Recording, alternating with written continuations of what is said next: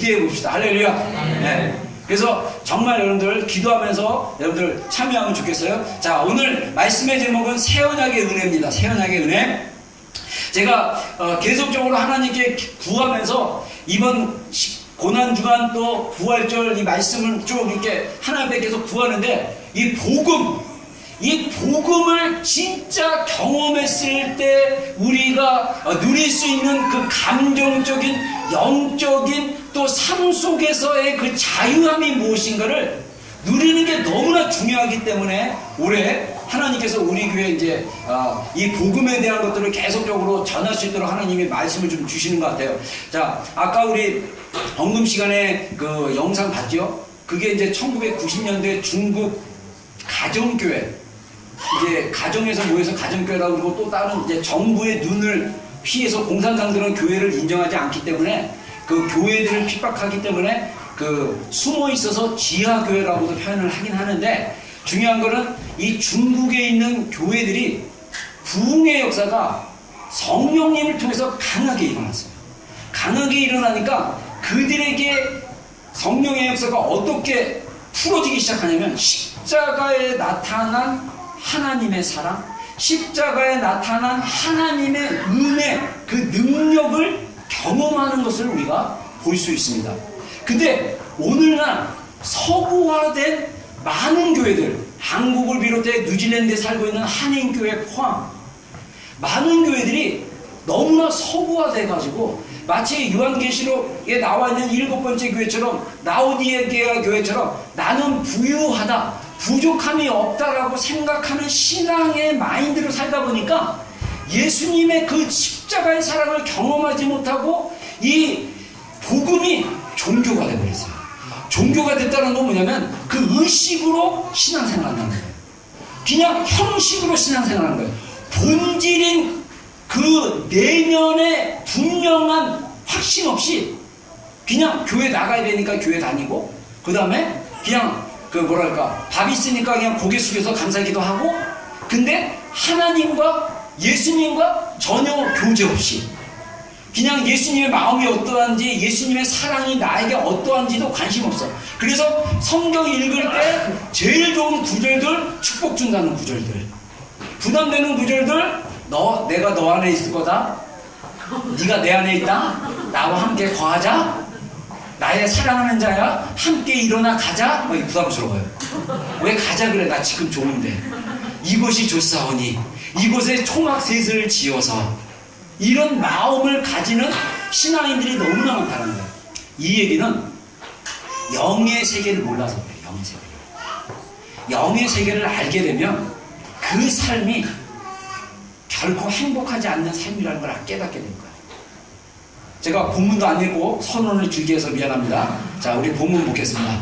자, 본문은 고린도전서 11장 23절로 26절 말씀 보겠습니다. 우리 23절부터 한 절씩 우리 합독하겠습니다. 내가 너희에게 전하는 것은 주께 받은 것이니 곧 주 예수께서 잡히시던 밤에 떡을 가지사 축사하시고 떼어 이르시되 이것은 너희를 위하는 내 몸이니 이것을 행하여 나를 기념하라 하시고, 식후에 또한 그와 같이 잔을 가지시고 이르시되 이 잔은 내 피로 세운 새 언약이니 이것을 행하여 마실 때마다 나를 기념하라 하셨으니 너희가 이 떡을 먹으며 이 잔을 마실 때마다 주의 죽으심을 그가 오실 때까지 전하는 것이니라. 아멘. 아멘 하겠습니다. 아멘. 아멘. 우리가 보통 성찬식에 할 때 봉독되는 말씀 중에 중요한 말씀 중에 하나인데, 이것은 사도 바울은요, 이 고린도 교회에게 편지를 쓸 때 고린도 교인들의 그 신앙생활 속에 성만찬에 대한 태도가 너무나 안 좋아서 그것을 가르쳐 주려고 하는 본문이 고린도전서 11장의 본문입니다. 여기서 사도 바울이 뭐라고 얘기합니까? 내가 너희에게 전한 것은 주께 받은 것이니. 자, 사도 바울과 예수님은 동시대 사람입니다. 근데 안타깝게도 사도 바울은 예수님을, 육체로 살아계신 예수님을 만난 적이 없었어요. 부활하신 예수님만 경험했습니다. 부활하신 예수님만. 근데 이거는 굉장히 우리에게 영적인 의미를 줘요. 사도 바울이 그 사도 베드로도 알고 그 다음에 야고보도 알고 그들과 교제까지 했다고 갈라디아서 얘기를 해요. 살아있는 예수님과 3년 반을 함께 제자 훈련을 받고 변화받은 제자들, 사도들과 교제를 했지만 사도 바울은 예수님을 육체적으로 만난 적이 없었어요. 근데 성경의 많은 부분이, 특히 신약 성경의 12권 정도가 사도 바울에 의해서 쓰여졌는데, 복음을 우리 같은 이방인들, 예수님을 육체적으로 만나지 못한 우리 같은 이방인들을 위해서 복음을 정확하게 이해할 수 있도록 성령께서 그를 가르쳐 주시고 성령의 감동으로 편지를 쓴 내용들입니다. 근데 사도 바울은 이 사실 누가복음에 나와 있는 주께서 잡히시던 밤부터 해서 이 말씀까지는 사실은 누가복음 말씀이에요. 사도 바울의 전도 팀원 중에 한 명인 사역자가 누가였습니다. 의사였던 헬라 출신인 누가였습니다. 근데 그 누가는 아마 베드로나 제자들에게 의해서 예수님의 그 복음서에 나와 있는 예수님의 행적을 다 들었어요. 그리고 나서 누가가 이 로마의 총독이거나 이 고위 관리인 데오빌로에게 복음을 설명해 주기 위해 쓴 서신서가 누가복음이고, 이어서 쓴 소편이 사도행전입니다. 근데 여기서 사도 바울은 분명히 말씀하기를 뭐라 그럽니까? 주께 받은 것은 이것이니, 뭐냐면 베드로나 다른 제자들처럼, 마태나 요한이나 이런 제자들처럼 성만찬에 자리에 있지 않았지만 사도 바울은 성령님을 통해서 그 자리에 있는 것보다 더 정확하고 더 확실하게 체험할 수 있게 하시고, 여러분, 예수님이 우리 죄를 위해서 2000년 전에 십자가에 달려 돌아가신 그 역사적인 사건이 2000년이라는 시간이 있고 공간적인 멀리 떨어진 데 있음에도 불구하고 사도 바울이 경험했던 주님과의 교제를 동일하게 우리가 경험할 수 있습니다. 할렐루야. 네. 무엇을 통해서? 성만찬을 통해서. 그래서 성만찬에 예수님이 뭐라고 얘기합니까? 이 내 몸이다 말했을 때 떡인데, 우리는 이제 빵으로, 우리 이제 영어 성경이나 우리만 성경에는 떡으로, 영어 성경에는 빵으로 되어 있고 우리만 성경에는 떡으로 되어 있는데, 아무튼 이 빵이든 떡이든 하나의 상징물이에요. 그래서 이 상징물이 뭐냐? 예수님의 몸이다, 이렇게 얘기하는 거예요. 그래서 이 몸을 너희를 위하는 내 몸이다. 그래서 이것을 행하여 나를 기념하라. 자, 기념하란 말은 뭐냐면 기억하라는 거예요. 성찬식을 행할 때마다 뭐를 기억하냐? 예수님이 나의 죄를 위해서 십자가에서 달리시면서 몸이 찢기시는 고통을 당한 것을 기억하고, 내가 이 떡을 먹을 때마다 기억하면서 그런 예수님의 십자가에서 고통당하신 그 사랑을 내가 먹음으로써 내가 주님을 기억하는 거예요. 기념하는 거예요.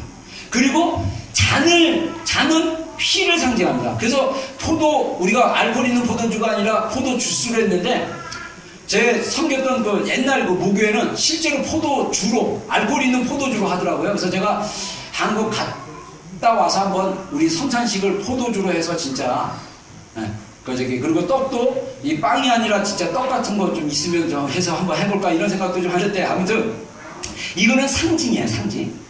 예수님의 피, 우리 죄를 흘리신 예수님의 피, 그것을 예수님의 몸을 먹는 거, 예수님의 피를 마시는 거, 이게 어떻게 보면 실제로 우리의 몸을 뜯어 먹는다 그러면 엄청 호로불한 것 같은데, 이게 영적으로 엄청난 경험이라는 거예요. 예수님의 떡과 예수님의 몸과 예수님의 피를 상징하는 떡과 포도주를 마심으로써 예수님을 기억하고, 예수님이 오실 때까지 기억하고 예수님을 계속 추구하는 것, 이게 성찬식의 진정한 의미라고 볼 수 있습니다. 근데 여기서 예수님이 뭐라고 말씀하시냐면, 이 잔은 내 피로 세운 새 언약이다, 이렇게 얘기해요.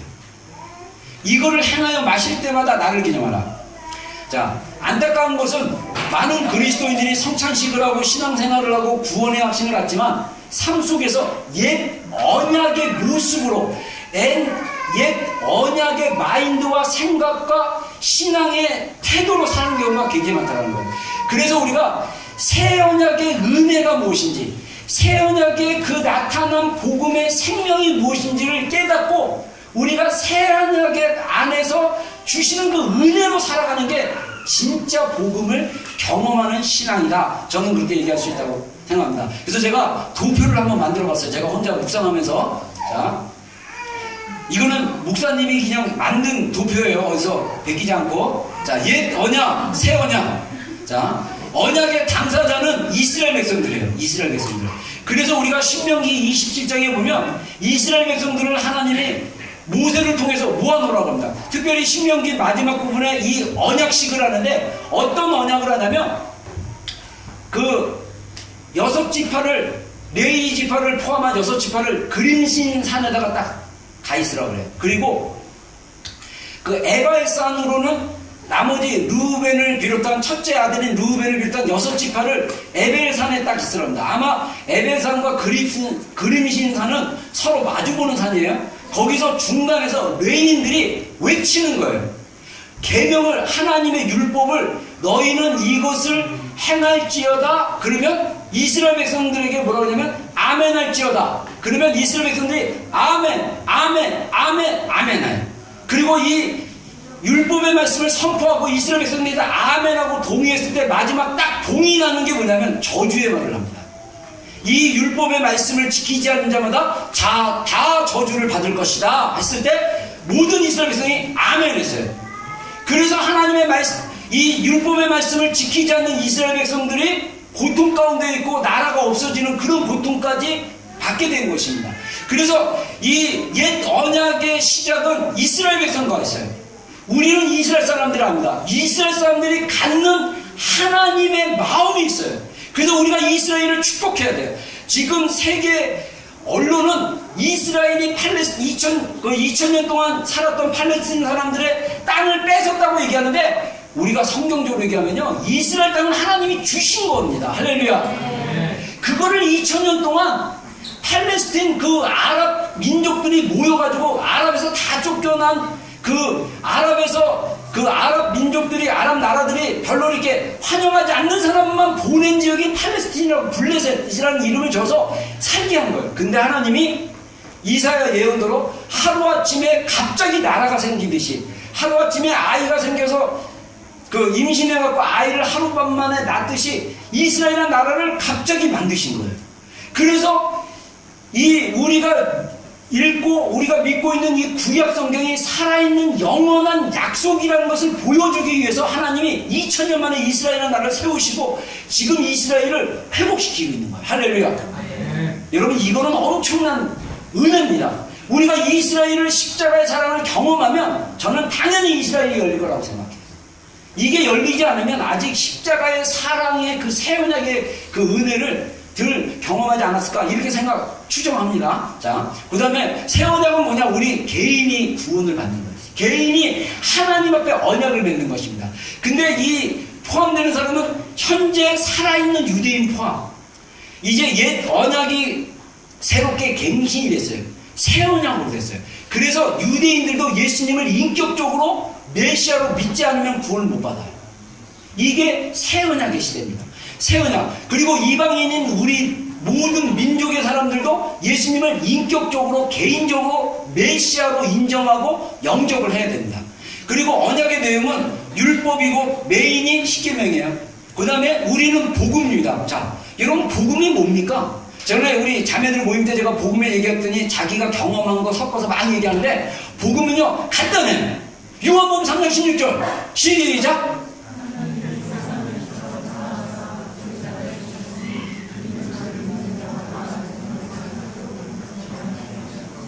아멘. 할렐루야. 예. 하나님이 세상을 이처럼 사랑하사, 세상이 누굽니까? 우리를 사랑하사 독생자를 주셨으니, 독생자는 누굽니까? 예수님을 주셨으니 이는 멸망하지 않고 영생을 얻게 하려 하심이라. 우리가 죽으면 지옥갈, 죄 때문에 지옥갈 존재인데 그 존재인 우리를 하나님이 예수님을 보내시고 예수님이 대신 십자가에 우리 죄를 위해서 돌아가심으로써 우리가 거듭나고 멸망하지 않고 영원한 생명을 얻을 수 있게 하신 게 복음이에요. 할렐루야. 예수님이 이 땅에 오셔서 죄인인 인간을 위해서 대신 십자가에 죽으시고 3일 만에 부활하시고 그리고 하늘에 올라가서 하나님 보좌 우편에 계시고 다시 오시는 거, 거기까지가 복음입니다. 그리고 1000년 동안 왕노릇하고 그런 다음에 마지막 요한계시록 21장에 나와 있는 마지막 흰 보좌의 심판이 이루어지고 새하늘과 새 땅이 오고, 제가 지난 주일날 딱 한 번 썸머리를 쭉 했죠. 성경 창세기부터 요한계시록까지 7단계가 8단계로 해가지고 창조부터 쭉 한번 설명을 했잖아요. 그거예요. 그게 복음이에요. 근데 복음의 핵심은 뭐냐? 하나님이셨던 예수님이 인간의 몸으로 오셔서 우리를 구원하신 거예요. 근데 이 복음은 은혜의 복음이에요. 뭐냐? 여기에 엄청난 하나님의 사랑이 있었던 거예요. 그래서 중국인 그 가정교회 성도들이 떡을 대할 때마다 눈물이 그렇게 쏟아지는 거예요. 저는요, 어제 그 영상 찾아가지고 보는데 다시 막 마음이 막 뭉클해지면서 정말, 야, 저들이 저렇게 사랑을 하면서 성찬을 대했는데 우리 교회가, 우리 지체 공동체들이 주님의 잔을 대할 때 주님의 사랑에 너무나 그 은혜가 감사해서 하나님이 우리를 사랑하셨는데 지금 우리가 하나님을 사랑한 것이 더 부족합니다. 하나님을 더 사랑하게 해주십시오라는 간절한 마음으로 성찬을 대하는 그 성찬. 여러분, 제가 경험한 것은 뭐냐면요, 우리가 진짜 십자가의 사랑을 깊이 경험하면요, 엄청난 눈물과 내 안에 어떻게 이 많은 물들이 저장되어 있는지 모를 정도로 쏟아 부어져요. 근데 눈물을 잘 흘리는 사람하고는 달라요. 눈물을 자주 흘리는 사람하고는 달라요. 다른 차원입니다. 이 십자가로 인해서 흘리는 눈물은요, 치유의 눈물이에요. 하나님이 우리의 내면을 새롭게 하시는 눈물이에요.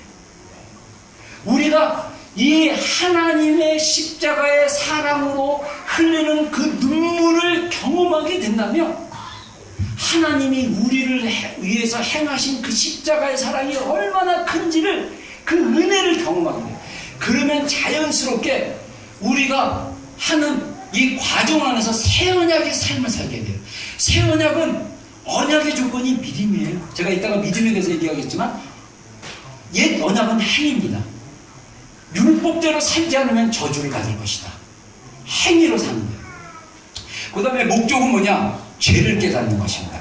그래서 로마서 3장 20절에 그러므로 율법의 행위로 그 앞에서 의롭다 하심을 얻을 육체가 없나니 율법으로는 죄를 깨닫느니라. 로마서 3장 20절에 육체로는 의롭다 하심을 얻을 육체가 아무도 없기 때문에 행위로. 그래서 율법은 우리를 하여금 뭐를 깨닫게 하냐? 죄를 깨닫게 하는 거예요. 다시 말해서 여러분들 오해하지 마세요. 구약에 나와 있는 율법이 폐해지고 없어진 것이 아니라 온전하게 된 거예요. 그래서 하나님이 우리의 죄의 도덕적 기준을 더 높이셨어요.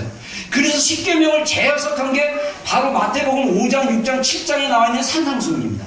산상수훈에 너희가 간음하지 말라는 말을 들었으나 내가 너희에게 이르노니, 예수님 말씀하시기를 마음의 음욕을 품은 자마다 이미 다 간음하였느니라. 구약에서는 간음이 행위인데 은혜의 시즌에는, 새 언약의 시즌에는 우리 마음속에 음욕을 품는 것 자체가 간음으로, 죄에 대한 그 경계와 그 경각심이 더 내면으로 향하는 것을 볼 수 있습니다. 여러분, 죄는요 어디로부터 나면 행위로 짓는데, 행위가 시작되기 전에 어디서부터 죄가 시작되면 내면에서부터 시작되는 거예요. 그래서 죄를 해결할 수 있는 가장 빠른 길은 뭐냐? 내면이 변화되는 거예요. 내면이 보혈로 정결하게 되는 것입니다. 아멘입니까? 네. 너희가 살인하지 말라는 말을 들었으나 내가 너희에게 이르노니 마음에 미움을 가진 자마다 이미 살인하니라. 여러분들 얼마나 하루에도 몇 번 여러분의 배우자를 죽이고 여러분을 괴롭히는 직장 상사나 친구들을 얼마나 매일 죽이고 있지 않습니까? 살인을 하고 있는 거예요. 살인자들. 그 그 미움이 우리 마음 가운데 자리를 잡지 않도록 어떻게 됩니까? 회개하셔야 됩니다. 보혈로 정결하게 하는 것입니다. 믿음으로 새로워져야 됩니다. 할렐루야. 이게 새 언약의 은혜의 단계입니다. 그리고 언약의 목적이죠. 중요한 건 제가 이 내면화를 갖다가 영어로 막 쳐보니까 좀 이렇게 단어가 안 나와가지고 딱 보니까 이게 뭐냐면 우리의 내면이 완전히 이게 시스템화되어야 돼요. 시스템화되면 얘 언약으로 안 사는데 많은 성도들이 교회 안에 복음으로 새로워지고 구원받았고 선물로 성령을 받은 성도들이 옛사람의 습관, 옛 자아의 습관에 따라 구습을 따라 그 썩어져가는 것을 쫓는 행위로 말미암아 옛 언약의 내면화가 되어버렸어요. 그래서 시스템이 자동적으로 나오는 게 뭐냐면 행위입니다. 행위로 뭘 기쁘게 하려고 그러고 행위로 뭘 인정받으려고 그러고 뭔가를 행함으로써 어떤 그걸 뭐랄까 뭘 얻으려고 하는 거예요. 행위가 아니에요. 뭐냐? 하나님을 의지하는 게 중요합니다. 그래서 우리가 이미 복음은 뭐라고 그러죠? 너희 옛사람은 로마서에 말씀하신 것이 뭡니까? 너희 옛사람은 그리스도와 함께 십자가에 어떻게 됐다? 이미 못 박았다. 할렐루야. 근데 내 자아가 아직 살아있어. 이 자아는 상담학자들이 얘기한 게 자아가 여러 자아가 있죠.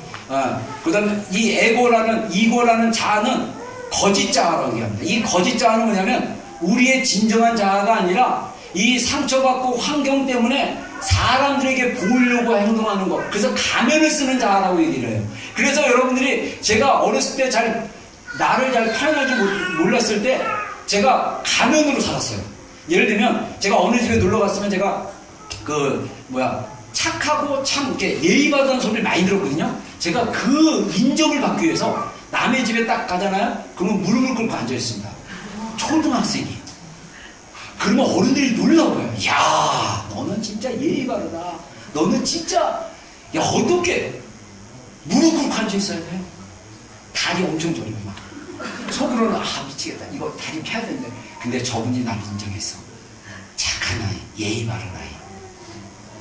그리고 남의 이게 식사 때 되면, 야, 와서 같이 밥 먹자 그러면, 제가, 괜찮아요. 저 먹었어요.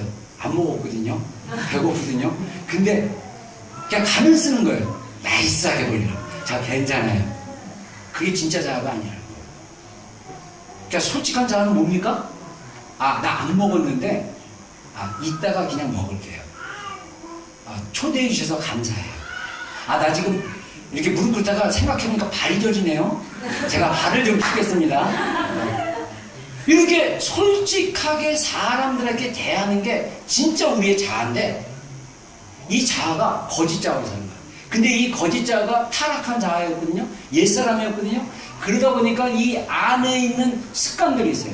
그래서 그 옛 자아가 죽지 않으면 자꾸 우리는 이게 오토매틱으로 뭘 하냐면 내가 살았던 옛 습관대로 살려고 그래요. 남을 조종하려거나 또는 어떤 중독에 빠지거나. 제가 이 감정 중독 이런 거 나중에 한번 날 잡아서 한번 쭉 얘기할게요. 우리가 건강한 내면 복음으로 새 언약의 은혜로 살지 않으면 우리가 어떻게 행동하고 어떻게 살아가는 패턴이 다 상담하더니 다 이게 분석해놨어.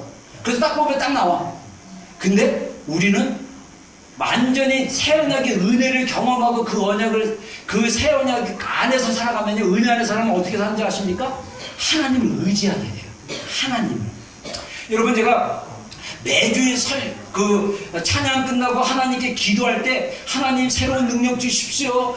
생명 주십시오. 하나님 의지하는 한 주간 일에게 주십시오. 이거 여러분들에게 하라고 하는 게 아니라 나의 고백이에요. 제가 느끼는 건 뭐냐면 하나님의 은혜 없이 내 힘으로 내 능력으로 내 감정으로 내가 뭘 하는 것이 아니라 하나님이 주시는 은혜로 하게 해달라고. 정말 저 그렇게 살고 싶어요. 왜냐? 그것을 제가 맛보았고 그런 삶을 살아보니 내 안에 엄청난 잠재력과 엄청난 자유가 내 안에 있더라고요. 나라는 신다니엘이라는 그 한정된 자원과 능력과 캐릭터로는 감당할 수 없는 일들이 세상에 너무 많아. 근데 하나님을 의지하는 신다니엘, 하나님의 능력으로 사는 신다니엘이라는 그 신다니엘은 엄청난 잠재력과 능력과 자유함을 가지면서 목회할 수 있어요. 삶을 살 수 있어요. 할렐루야. 우리가 새언약 안에서 하나님을 의지함으로써 하나님이 주시는 그 은혜와 생명으로 사는 것을 경험하는 게 너무나 중요합니다. 복음으로 살기를 주의 이름으로 축원합니다. 복음을 경험하기를 주의 이름으로 축원합니다. 복음의 생명으로 살아가는 것이 무엇인지를 경험하기를 정말 축원합니다. 자, 옛 언약의 상태는 어떤 것입니까? 갈라디아서 3장 10절과 22절 쭉 한번 읽어보겠습니다. 10절, 22절, 23절, 24절 다 같이 한번 읽어보겠습니다. 시작!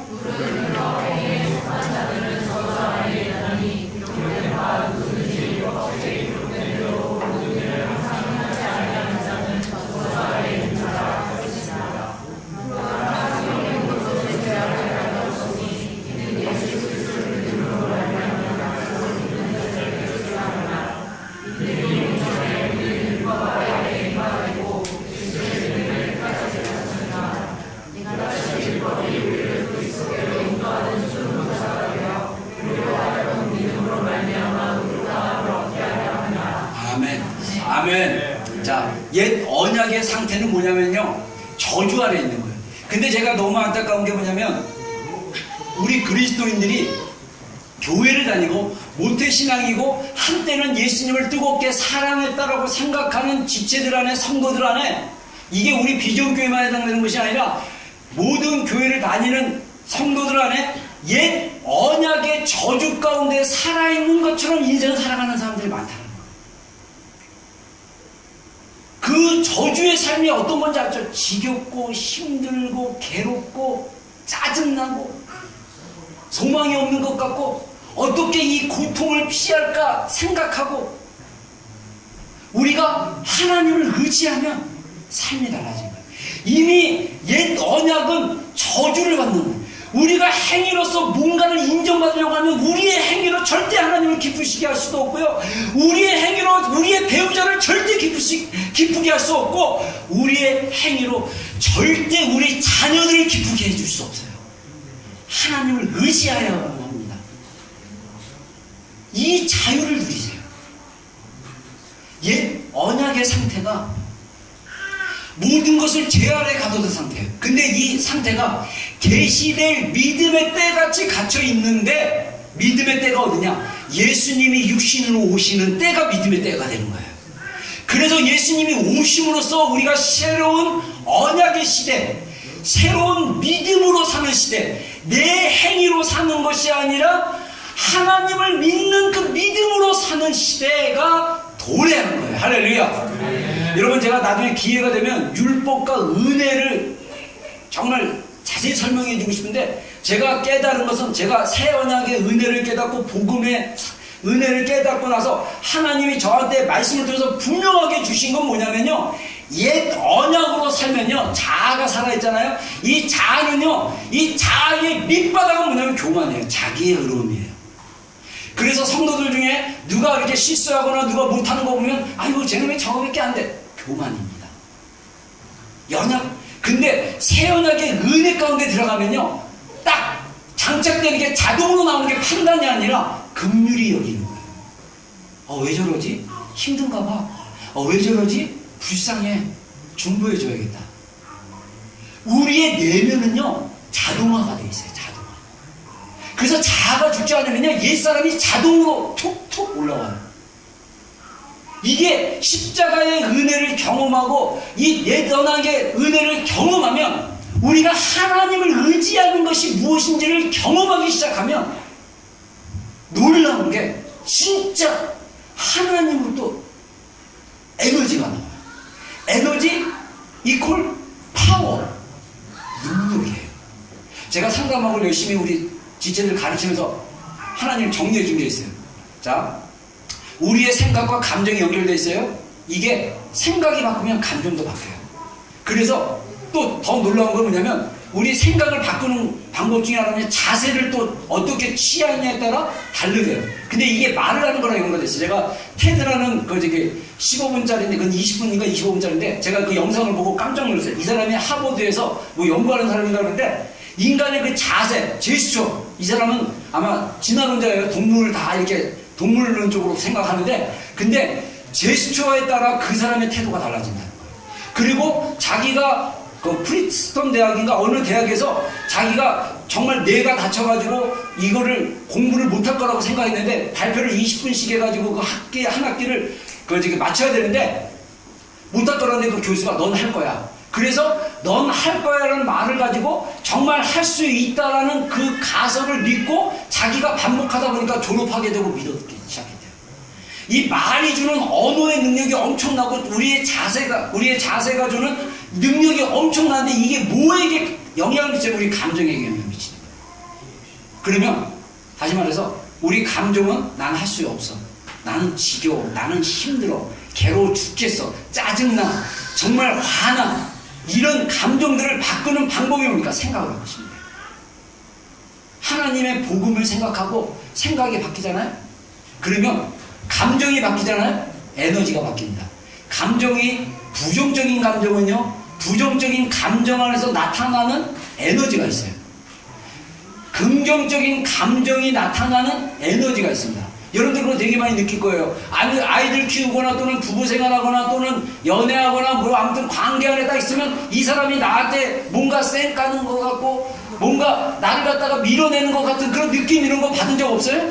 그런 거 받은 적 있잖아요. 상대방이 나를 너무 좋아하는구나. 상대방이 나를 너무나 사랑하는구나. 상대방이 나를 용납하고 나를 수용하는구나. 여러분들 못 느껴요? 느껴져요. 못 느끼면 뭔가에 중독돼서 그래요. 여러분 우리 안에 하나님이 주시는 그 예민한 그 느낌을 살려야 돼요. 우리의 자아가 하나님 앞에 깨어있으면 예민해집니다.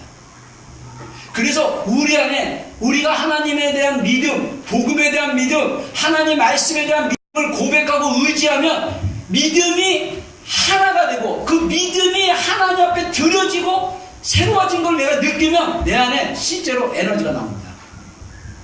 진짜요.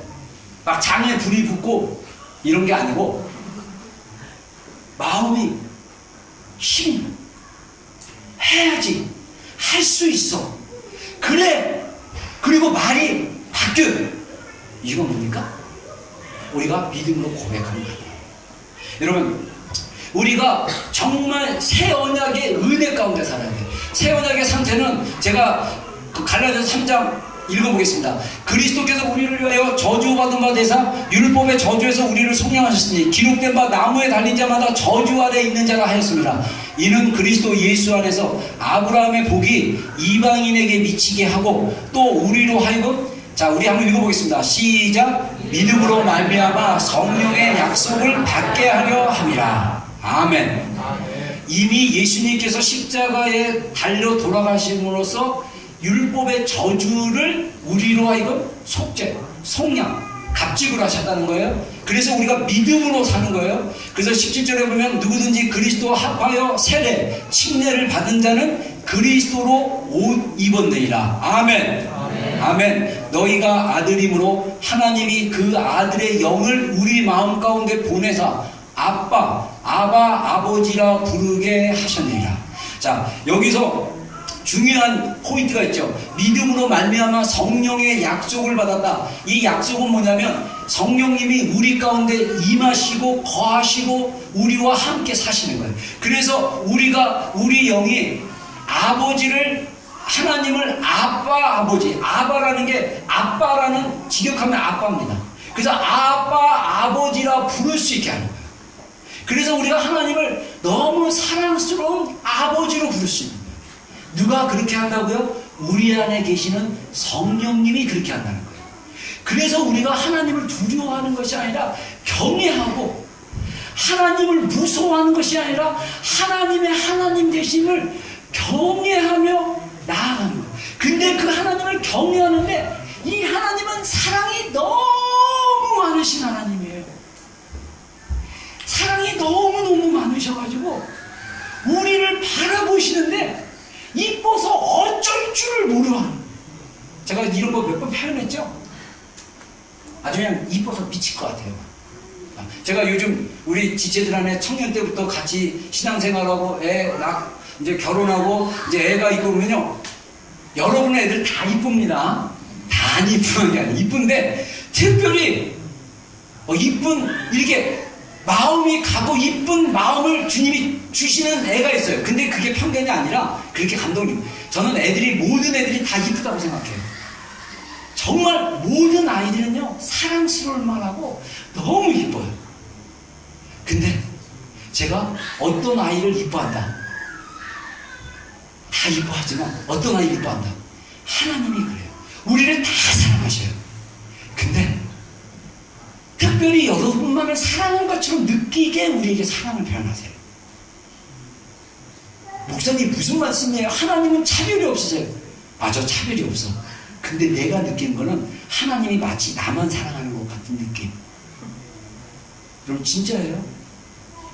쟤랑 똑같이 사랑하니까 나랑 이 차원이 아니야. 하나님이 이 세상을 다 버리고 나를 구원하기 위해서 오신 거예요. 이 세상 모든 것을 다 포기하고 나를, 뭔 소리예요? 내가 뭔데? 사랑하니까. 이게 은혜예요. 이게 복음이에요. 여러분, 에베소서 1장 복음이 나와 있어요.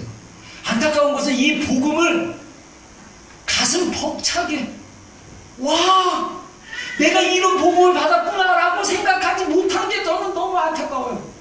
육신을 가진 목사는요, 막 승질이 나요. 왜 이걸 못 누리지? 왜 이거를 갖다가 왜 감사를 못하지?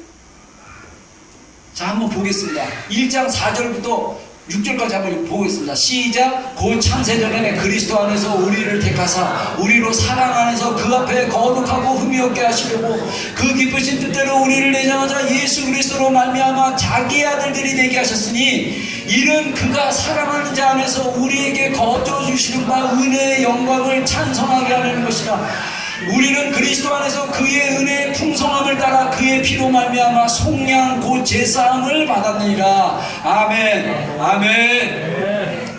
여러분, 놀라운 거는요, 하나님이 창세기 1장 1절에 태초에 하나님이 천지를 창조하시느냐고 3절 4절에 가서 하나님이 가라사대 빛이 있으라 하심에 빛이 있었고 이는 첫째 날이 되고 밤이 되고 아침이 되니 이는 첫째 날이라 하시기 전에 하나님이 우리를 선택하셨어요. 안 믿어지는 게 전 더 신기해요. 복음을 경험하면 하나님이 창세전부터 나를 선택하셨구나. 그리고 예전까지 하셨대. 여러분의 현재 모습으로 살아갈 수 있도록 여러분의 부모를 만나고 여러분이 태어난 나라와 도시를 예정하시고 여러분의 부모를 예정하시고 여러분이 태어나고 여러분의 모습대로 살도록 하나님이 우리를 예정하셨다. 여러분, 이거를 알면요, 이 복음이 너무 놀라운 거예요. 너무 은혜로운 거예요. 그리고 뭡니까?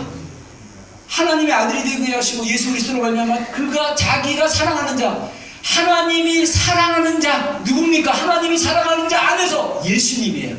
예수님 안에서 우리에게 뭘 줬다고요? 자, 뭘 줬다고요? 말씀하세요. 뭘 줬다고요? 안 보여. 글씨가 작아요?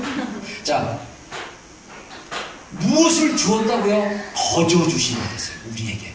풀이. 그래서 저는 간단하게 생각해서 구원을 이루는 과정은 믿음으로 얻는데 구원을 이룬 다음에 우리의 복음대로 살아가는 길은 좁은 문이다 이렇게 생각해요. 예수님께서 좁은 문으로 가라 그러는데 이 좁은 문은 뭐냐? 이미 복음이 우리는 옛사람은 자아와 우리의 욕심은 십자가에 못 박았다라는 이 복음의 내용을 가지고 씨름해가지고 십자가의 안에서 죽은 나를 이미 예수님과 함께 이미 십자가에서 죽은 나를 경험하는 순간 하나님의 사랑을 경험하게 되고 그 사랑으로 우리가 자유로운 삶, 새 언약의 은혜 가운데 거하는 삶을 경험하는 그 쉽지 않은 것을 목회하면서 깨달았어요. 이미 복음은요, 우리 안에 다 주셨어요. 근데 이 복음을 가지고 우리가 누리고 열매 맺고 자유하고 감사하고 예배하고 증거하고 더 나가서 하나님과 사역의 파트너가 돼가지고 어둠 속에 있는 영혼들, 상한 심령들, 고통당하는 영혼들에게 복음을 전하고 그들을 치유하는 도역자가 되는 거예요. 이게 주님이 우리를 부르신 소명이에요. 세상에 향하면요, 세상을 가면요, 너무 고통스러워하고 아파하고 힘든 사람들이 너무나 많습니다. 그들에게 복음을 전하고 그들을 돕고 그들을 새롭게 하시는 복음의 능력이 이미 우리 안에 있습니다. 할렐루야. 이게 새 언약의 은혜입니다. 그래서 우리에게 거저 주셨어요. 그래서 우리가 그 은혜의 영광을 찬송해야 되는 거예요. 우리의 예배가 날마다 하나님이 십자가에서 이루시는 그 놀라우신 일에 대해서 우리가 선포하고 고백해야 돼요. 여러분, 우리가 계속 제가 정말 우리의 그 주일 예배, 정말 주일 예배는요, 그 예수 그리스도께서 행하신 일, 하나님의 하나님 되심을 선포하면 돼요. 결단 필요 없어. 이미 복음으로 이루신 것에 대해서 우리가 찬양하는 거예요. 승리를 찬양하는 것입니다. 할렐루야. 여러분, 이게 진짜 예배예요. 우리가 예수님을 의지하고 하나님을 의지하는 삶을, 일주일의 삶을 살았다. 이 예배에 드리는 찬양과 예배의 자세가 달라질 거예요. 오늘 제가 사실은 기도하는데 아멘 소리의 그 반응을 들어보니까 여러분들이 굉장히 힘든 일주일을 살았던 것 같아요. 또 패배했어요. 또 주님과 상관없이 또 주님하고는 거리를 멀찍하게 두고 내가 원하는 걸 취하고 싶은 걸 취하다 살다 보니까 예배가 힘든 거예요. 그러니까 아멘도 잘 안 하는 거예요. 근데 여러분, 믿음을 가지십시오. 연약하게 살았다 할지라도 우리가 내가 일주일 동안 실패하고 넘어지고 연약했다 할지라도 주일날 드리는 그 예배, 하나님을 찬양합니다. 하나님을 다시 한번 의지합니다. 저는 연약해서 또 넘어졌습니다. 그러나 주님, 저에게 은혜를 부어주십시오. 저에게 능력을 부어주십시오. 주님, 저와 함께 해주십시오. 고백하고 나가야 되는 거 아닙니까? 여러분, 우리의 고백이 정말 하나님을 향한 고백이 되기를 주의 이름으로 축원합니다. 놀라운 요한복음 6장의 말씀이에요. 자, 56절, 57절 한번 읽어보겠습니다. 잠깐만요. 자, 다 같이 읽어봅시다. 시작. 내 산을 먹고 내 피를 마시는 자는 내 안에 거하고 나도 그 안에 거하나니 살아계신 아버지께서 나를 보내시매 내가 아버지로 말미암아 사는 것 같이 나를 먹는 사람으로 나로 말미암아 살리라. 아멘. 여러분, 요 앞에 55절인가 요 앞에 보면요, 어떤 구절이 있냐면요, 내 살을 먹고 내 피를 마시지 않는 자는 그 속에 생명이 없느니라 그래요. 그래서 사실은 구원론에 대해서 이 목사님들의 그 개인적인 의견이 조금씩 다릅니다. 정말 구원을 체험하고 하나님의 살아계심을 체험했을 때 구원을 받았다라고 얘기하시는 분이 있고요. 또는 입술로 고백하고 마음으로 믿었는데 구원받았다고 말하는 사람이 있어요. 중요한 거는, 저는 만약에 그것을 얘기하면 아까 얘기한 대로 구원의 체험이 없이 믿은 사람들을 구절로 보면 예수님의 살과 피를 먹고 마시지 않는 자는 생명이 없다라고 말씀하시는데, 예수님의 말씀에 그쪽으로 해석한다면요, 그 사람은 구원을 못 받았어요. 그러나 저는 입으로 시인하고 마음으로 믿었을 때 구원을 얻는다는 로마서 10장의 말씀을 지지하는 사람입니다. 근데 중요한 건 체험도 필요해요. 예수님의 살과 피를 먹는 것 같은 예수님의 생명이 내 안에서 살아있는 체험. 할렐루야. 네. 예수님께서 아버지로 말미암아 아버지를 의지하여 사는 것처럼 우리가 예수님으로 말미암아 예수님을 의지하는 삶을 살기로 하고 순종하고 믿음으로 고백하다 보면 예수님께서 살아계신 예수님께서 내 안에서 역사하시는 능력과 감정과 생명을 우리가 느낄 수 있습니다. 우리가 경험할 수 있어요. 주님이 주시는 기쁨, 주님이 주시는 평강, 주님이 주시는 그 능력, 주님이 주시는 그 은혜를 우리가 경험할 수 있어요. 수 있습니다. 그게 실제예요. 이게 복음을 경험하는 삶입니다. 그래서 은혜를 경험하려면요, 믿음을 고백해야 됩니다. 자, 우리 에베소 2장 8절 9절 다 같이 한번 읽겠습니다. 시작. 너희는 그 은혜에 대하여 믿음으로 말미암아 구원을 받았으니 이것은 너희에게서 난 것이 아니요 하나님의 선물이라. 행위에서 난 것이 아니니 이는 누구든지 사랑하지 못하게 하라. 아멘. 하나님의 은혜를 통해서 뭘로 말미암아 구원을 받았다고요? 믿음으로 구원받았습니다. 할렐루야. 여러분, 우리가 믿음으로 구원받은 줄로 믿습니다.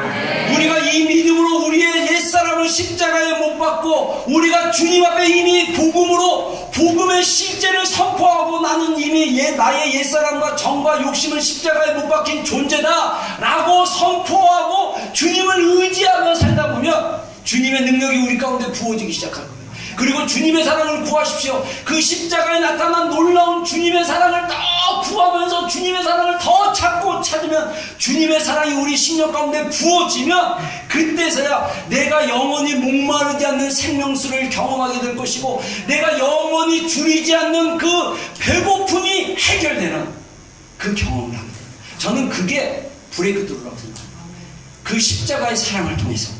그래서 여기 로마서 10장 8절로 10절에 그러면 무엇을 말하느냐, 말씀이 내게 가까워 내 입에 있으며 내 마음에 있다 하였으니 곧 우리가 전파하는 믿음이었습니다. 내가 만일 내 입으로 예수를 주로 시인하고 또 하나님께서 그를 죽은 자 가운데서 살리신 것을 내 마음에 믿으면 구원을 받으리라. 사람이 마음으로 믿어 의에 이르고 입으로 시인하여 구원에 이르리라. 할렐루야. 네. 여러분, 이 고백은요, 제가 일부러 영어를 갖다가 고백인데 디크레어 선포로 얘기하는데, 제가 전에 나눠진 말씀처럼 복음의 관점으로 우리 자신을 보고 선포하는 게 굉장히 중요하고요. 말씀을 있는 그대로 믿고 선포하십시오. 말씀을 그대로 선포하십시오. 누가 여러분들이 정말 구원받은 사람이고 여러분들이 구원의 확신이 있다면, 체험은 없지만 확신이 있다면 여러분 안에 계신 성령님을 의지하고 믿음으로 나는 하나님의 자녀다, 믿음으로 나는 하나님의 자녀가 되었다라고 계속 선포하셔야 돼요. 여러분, 믿음의 고백이 굉장히 중요합니다. 살다 보면요, 정말 사랑해서 결혼 생활하다 보면 정말 사랑해서 결혼했는데 어느 순간에 보면요, 이 사람이 정말 내 짝이 맞는가? 회의가 느껴지고 힘들 때가 있어요. 맞아요. 하나님의 성령 가운데 만나게 하셨어요. 선포하십시오. 거짓말에 속지 말고 여러분 선포하시고 하나님을 의지하면 힘든 과정을 극복할 수 있게 하십니다. 할렐루야. 네. 여러분, 하나님의 은혜 안에 들어가면요, 뭐가 보이냐면 하나님이 우리 인생 가운데 행하신 그 놀라운 섭리들이 보이게 돼요. 그 섭리를 또 한번 리뷰를 한번 쫙 하면요, 감사가 나와요. 우리가 믿음으로 고백하는 거 굉장히 중요합니다. 마지막으로 성령님과 동행하는 삶을 배워야 돼요. 자, 고린도서 3장 16절에 너희는 너희가 하나님의 성령인 것과 하나님의 성령이 너희 안에 있는 것을 알지 못하냐. 내가 이르노니 너희는 성령을 따라 행하라. 그리하면 육체의 욕심을 이루지 아니하리라. 육체의 소욕은 성령을 거스리고 성령은 육체를 거스리나니 이 둘이 서로 대적함으로 너희가 원하는 것을 하지 못하게 하려 함이라. 너희가 만일 성령의 인도하신 바가 되면 율법 아래 있지 아니하리라. 아멘. 아멘. 우리가 아까 얘기한 대로 우리 자아가 율법의 그 저주와 행위에 장착되어 있어 자꾸 옛사람의 습관대로 가려면 우리가 믿음으로 이미 나는 새 언약의 은혜 가운데 있는 존재고 나는 이미 인정받으려고 노력해서 인정받는 것이 아니라 하나님이 이미 자녀로 삼으셨고 하나님이 나를 사랑하신다는 믿음을 자꾸 고백하고 더 나가서 우리 안에 계신 성령님과 동행하는 삶을 살아야 돼요. 성령님과 동행하면 내 안에 계신 성령님이 우리에게 주시는 마음의 감동이 있고요, 또 우리 육신의 감동이 있어요. 여러분, 그래서 성령님은요, 우리로 하여금 어떻게 고백하게 하기를 원하시냐면요, 우리 목숨 다 드려 주님께 드립니다, 그거 고백하기 원하세요.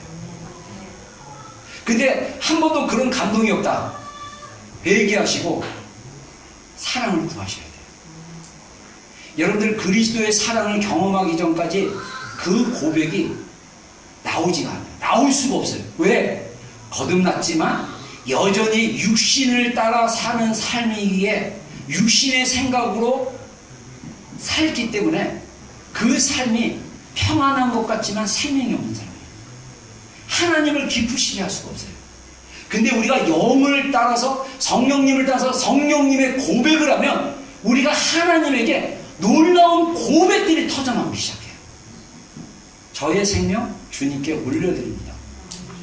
여러분, 이게 얼마나 놀라우냐면요, 제가 그 결단을 하고 나니까 엄청난 거예요. 내 인생은 내가 마음대로 하는 게 아니라 하나님이 원하시고 하나님이 하라는 대로 하는구나.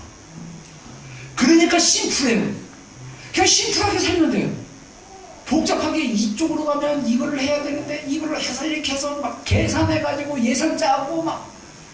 제가 목회하면서요, 우리 초반에 사실 우리 재정 좀 보여주고 저한테 그런 건의가 들어왔어요. 목사님, 우리도 다른 교회처럼 예산 짭시다. 제가 예산 짜지 말자 그랬어요. 주님이 주신 대로 하자. 주님이 우리가 뭘 예측, 물론 좋은 예측은 좋지만 예산 짜고 내년에 뭐 할 거 막 이렇게 짜놓고 뭐 짜놓고 만약에 안 했으면 그거 써야 된다고 막 쓰고 이런 거 하지 말자. 하나님이 주신 대로 그 주신 예산을 가지고 기도하면서 하나님의 일하심에 따라 우리가 쓰도록 하자.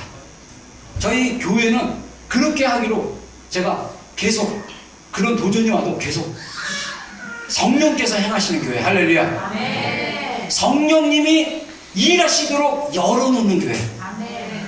하나님이 정말 우리 교회 가운데, 여러분, 이 교회라는 것은요 성도들의 모임입니다. 여러분들이 지체요. 이것은 교회를 향한 것은 여러분을 향한 거예요. 교회를 향한 비전은 여러분을 향한 비전입니다. 비전교회에 엄청난 하나님의 계획이 있고 하나님의 행하실 일이 있어요. 근데 이것을 아직 여러분들과 나누기가 너무 힘들어. 왜냐? 우리가 십자가로 가서 새 언약의 은혜로 살고 새 언약의 자유로 살기 시작하면, 기도하면 하나님의 마음들이 풀어지기 시작합니다. 그거를 경험해야 돼요. 제가 그래서 성령님과 동행하는 삶을 가르쳐 주기를 원합니다. 더 성령님과 동행하고 성령님과 행하는 것. 자, 그래서 마지막 결론으로 간단하게 얘기할게요. 우리 내면에는 그 상담한 책에 나왔지만 정말 굉장히 탁월한 내용이라서 인용하는 것입니다. 우리 내면에는 두 가지 장소가 있어요. 우리 내면에 두 가지 장소. 하나는 우리 자아가 있습니다. 이 자아한테는 어떻게 해야 돼요? 셀프 토크 해야 돼요. 감정이 기분 나쁘면 왜 나쁜지도 물어봐주고 위로해주고, 여러분이 복음의 능력을 가지고 여러분의 감정을 스스로 책임지시면 돼요. 내 감정이 힘드니까 다른 사람이 감정 책임지라고 막 노골적으로 통제하거나 은밀하게 조종할 필요가 없어요. 여러분이 주님 앞에서 스스로 여러분의 감정을 주님께 가져가서 여러분의 감정을 여러분과 스스로 대화하면서 풀 수 있어요. 상담학적 기법입니다. 또 하나, 우리 안에 계신 성령님과 대화하세요. 우리 안에 계신 성령님에게 물어보시고 성령님에게 말도 걸어보시고 해보세요. 가능합니다. 가능해요. 제가 성령의 음성을 옛날에 들었을 때, 지금도 그러지만 저는 제 목소리랑 비슷해요. 이런 목소리 말고 제 내면에서 들리는 목소리. 제 목소리랑 비슷한데 감동으로 말씀하세요. 여러분, 성령께서 우리와 너무 교제하고 싶어요. 성령님이 우리와 함께 같이 매일매일 매 순간 성령님이 우리를 이끌고 데려가기를 원하세요. 그래서 우리 그리스도인들은 성령님과 동행하는 삶을 배우셔야 돼요. 이게 뭐냐? 우리 내면으로 들어가는 삶입니다. 우리 내면으로 들어가려면 장소가 필요해요. 조용한 장소. 조용하게 앉아서 우리 안에 계신 성령님을 찾거나 하늘에 계신 하나님을 찾거나 계속 주님을 구하십시오. 방언 기도하는 사람들은 방언으로 주님과 교제하는 것을 훈련하세요. 방언으로 계속 기도하다 보면 어느 순간에 방언을 통해서 주님이 주시는 성령님이 말씀하십니다. 제가 설교를 대부분 방언 기도를 통해서 갔습니다. 방언으로 기도하면요, 말씀이 떠오르고 말씀이 이렇게 떠오르고 말씀이 이렇게 그러면 또 제가 왜 이 말씀을 줬는지 계속 기도하면 성령께서 이 말씀의 의미를 깨닫게 해주세요. 여러분 우리의 삶의 모든 영역이 성령님이 우리와 함께 계십니다. 성령님과 동행하는 삶을 배워야 돼요. 그래서 여러분들 함께 기도하며 나가겠습니다. 우리